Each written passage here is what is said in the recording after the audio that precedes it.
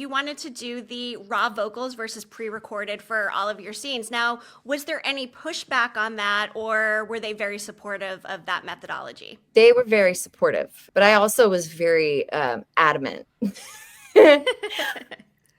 because, you know, I've seen it both ways, right? For myself, I've seen it both ways where they've used my live vocals on it, and then they've used tracked vocals on it that I'm like singing along to. And every time I would watch myself singing when I knew I was singing along to a track that they were using, and they used the track vocals, there was there's like the littlest emotional disconnect that maybe not everyone can feel, but I can sense it. I can see it.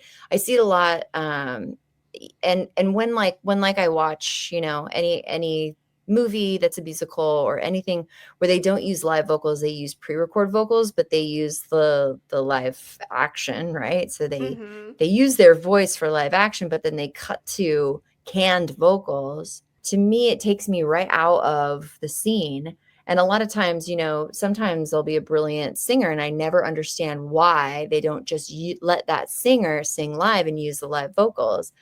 My very first experience with the team using my live performance vocals was on that movie Bex.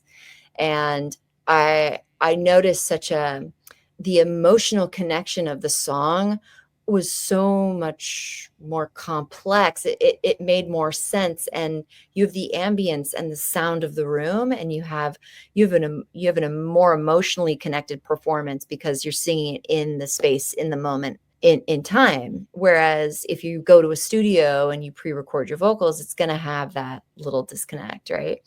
And I don't care if I sound a little off here and there. I know I'm a good enough singer, you know, that I can pull it off, and they could have it in one take if they need, you know, there's no fixing. And also, I'm not a perfectionist.